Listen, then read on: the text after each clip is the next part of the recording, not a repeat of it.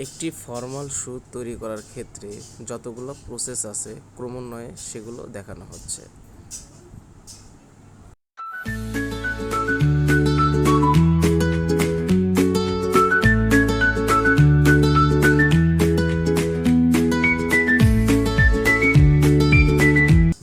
শু তৈরি করার জন্য সর্বপ্রথম ধাপ কেবল টাইটা সুন্দরভাবে অ্যাডজাস্ট করে নিতে হবে। তারপর প্রয়োজনীয় কাজ এগিয়ে নিতে হবে।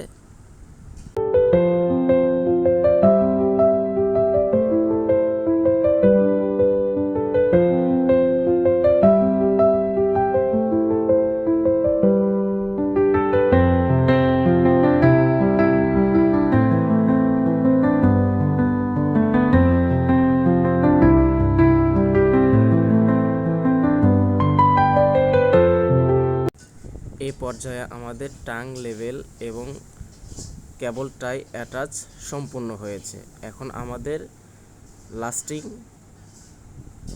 অ্যাডজাস্ট করার কার্যক্রম সামনে কাজ শুরু করব।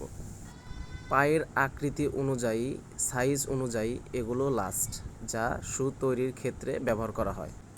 এই পর্যায়ে এক ধরনের কেমিক্যাল লেটেক্স গ্লু ব্যবহার করা হবে।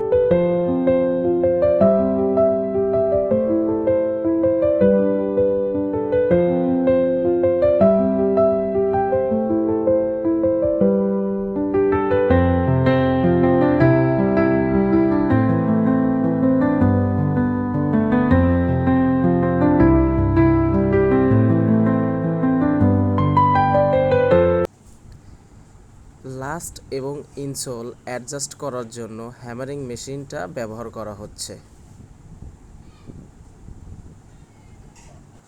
নির্দিষ্ট একটি তাপমাত্রার ব্যবহৃত হওয়ার পর কাউন্টার মোল্ডিংটা করে শেপ ঠিক করে নেওয়া হচ্ছে।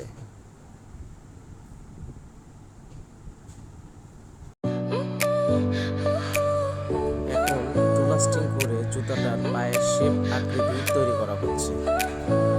Your smile lit up like a sunrise glow. Touch so soft where the seasons flow.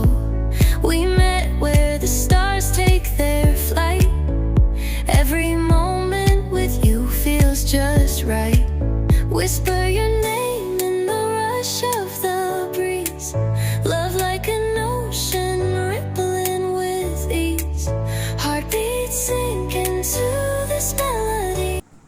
টুলাস্টিং ব্যবহৃত হওয়ার পর সাইড লাস্টিং করার জন্য পিনচার্স দিয়ে বাকি অংশটুকু টেনে দেওয়া হচ্ছে।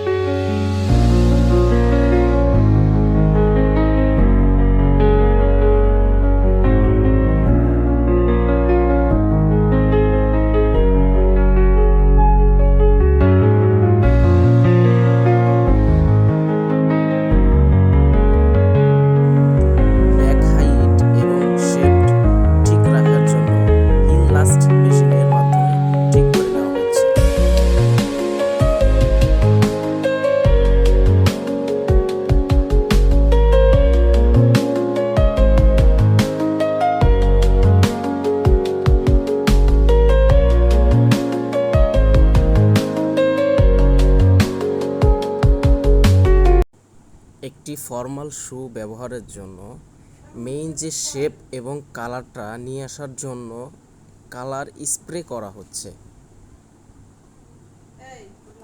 স্প্রে শেষ করে প্রয়োজনীয় হার্ড ব্রাশ এবং সফট ব্রাশের মাধ্যমে কালার শাইনিং করা হচ্ছে।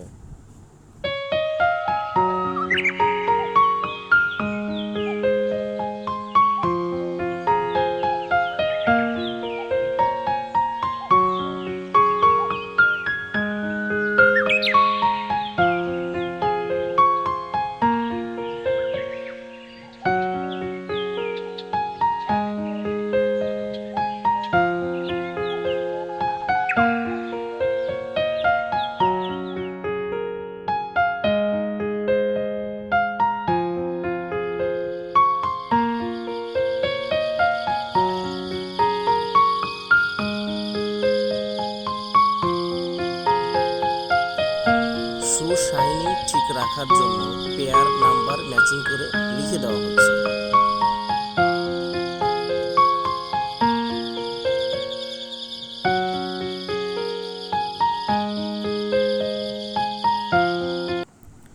আপার এবং সোল অ্যাডজাস্ট করার জন্য যাতে অ্যাডজাস্টমেন্টটা ভালোভাবে হয়, যার কারণে সোলটার তলাটা ভালোভাবে রাফিং করে নেওয়া হচ্ছে।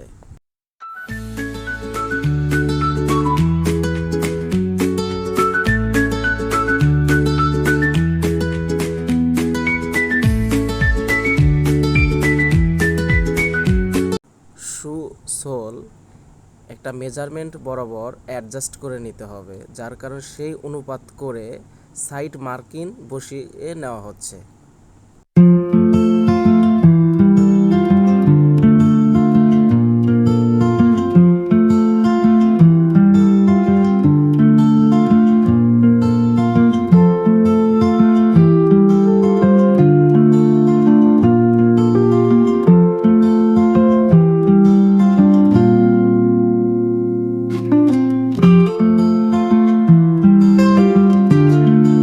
আউটসোল অ্যাটাচিংটা যাতে সুন্দরভাবে আপারের সাথে অ্যাডজাস্ট হয়, সেই কারণে হ্যান্ড রাফিং মেশিন দিয়ে ঘষে নেওয়া হচ্ছে।